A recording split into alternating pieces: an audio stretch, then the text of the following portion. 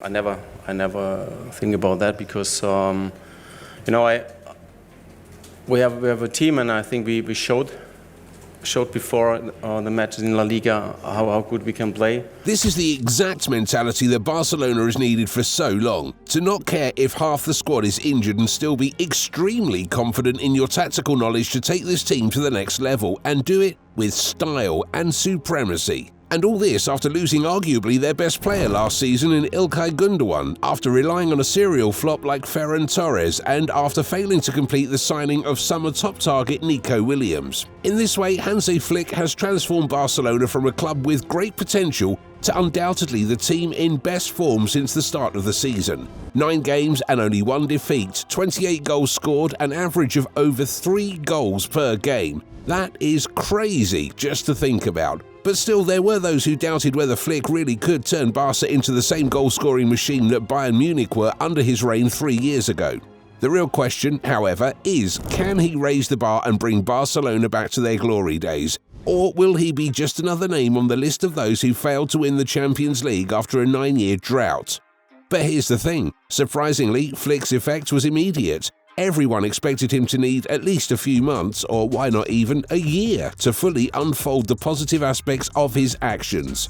No, nothing of the sort. The brilliant results came from the very first pre-season games and then transitioned into the official matches in mid-August. And to be honest, his immense influence on the team's dynamics is no surprise. He has worked under some of the best coaches in the game, including Giovanni Trapattoni and, of course, his great mentor Joachim Löw. And while Löw was the one who turned Flick into the manager we all know today, the first big name to teach him a thing or two was Italian icon Trapattoni, with whom he worked at Red Bull Salzburg in the mid-2000s. But still, let's face it, his time with Joachim Löw for Germany was actually the game changer. Löw himself saw the potential in Flick in 2006, after Hansi's spell in charge of Hoffenheim, and personally invited him to be his right-hand man. And after finishing runners-up at Euro 2008 and third at the 2010 World Cup, Germany reached the semi-finals at Euro 2012. And then came the golden moment, the victory in Brazil in 2014.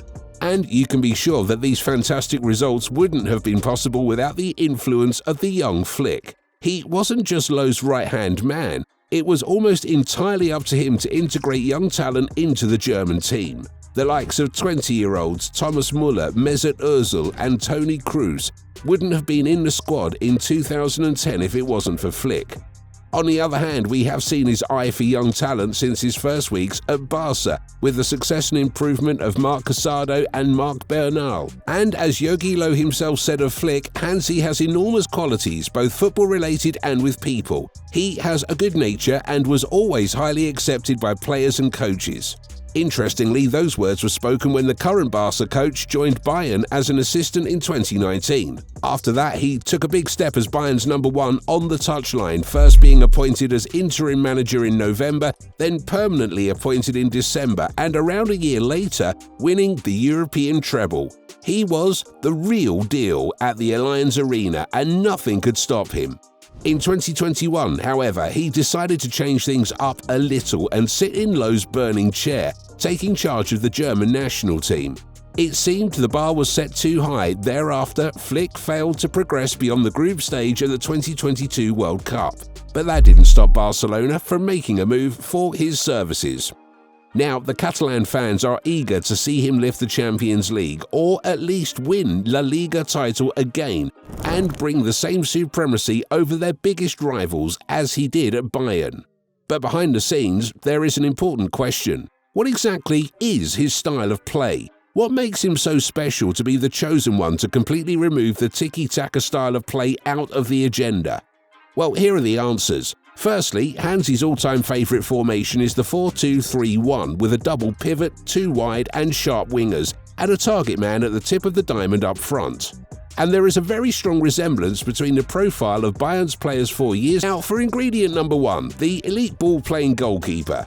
Like Manuel Neuer, Marc-Andre ter Stegen is one of those old-school German goalkeepers who loves to play with the ball and actually plays the role of an 11th man rather than just a keeper. Sadly, the season-ending injury suffered by ter Stegen against Villarreal deprives Flick of the opportunity to field one of the best ball-playing goalkeepers in the game, but he still has two solid options. He can go back to La Masia and go with Iñaki Peña, or he can turn to the far more experienced Wojciech Szczesny, who arrived as a free agent. Yes, the Pole doesn't have the best reputation as a sweeper, but he does a good job of distributing the ball, especially finding the free man further up the pitch.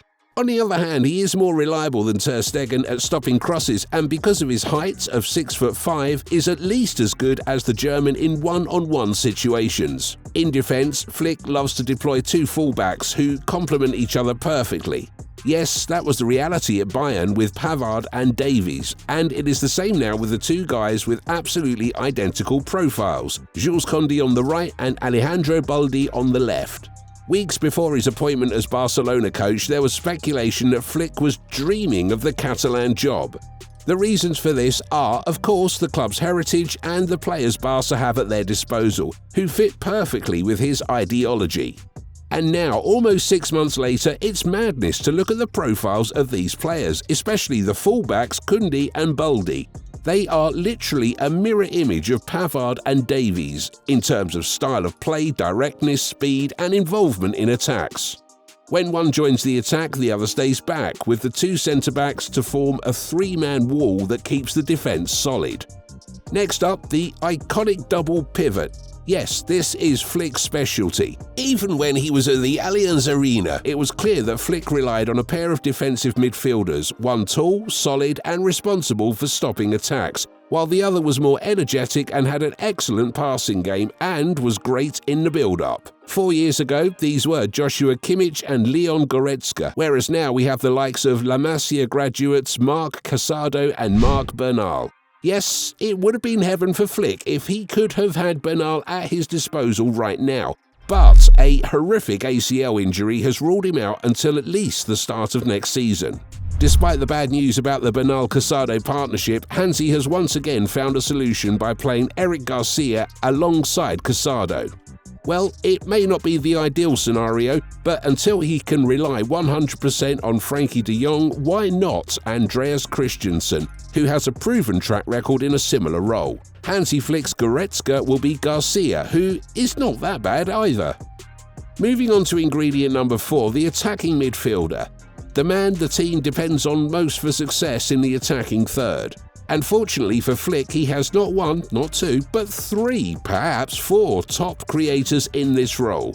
They are Dani Olmo, Pedri, Fermin Lopez, and even Rafinha, a winger by trade, but who has been very productive in a central role since the start of the season. However, in a scenario where everyone is healthy, Pedri or Dani Olmo would be the most used players in that position. Pedri, what can we say about him? An absolute magician with the ball, a real game changer in the final third. But there is one quality in which Olmo is ahead of his compatriot: directness. Dani is more dynamic, and when given the chance to shoot, he doesn't hesitate. However, they are both great creators and could be rotated depending on the opposition, which in turn reduces the risk of injury. Last but not least, the striker. There's not much to say here because we have the same player, Robert Lewandowski, who has regained the tremendous effectiveness he lacked under Xavi. He is also the most prolific striker of the season with 12 goals and 2 assists, ahead of Harry Kane and Erling Haaland. Add to that the flair of Lamine Yamal on the right wing and the rock-solid backline of talented Pau Kubersi and Ronald Araujo, as well as the experienced Inigo Martinez, and you have a team with the potential to reach the heavens. Yes, Hansi Flick's reign at Barcelona has got off to an excellent start, but it remains to be seen whether he can successfully navigate the next 2 tough challenges ahead: his beloved Bayern Munich and, of course, the first El Clasico of the year against Real Madrid.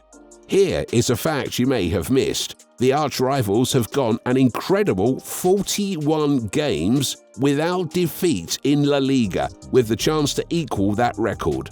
Exactly on the 26th of October, when the 2 teams meet at the Santiago Bernabeu. Yes, the scriptwriters could hardly have made it better than this.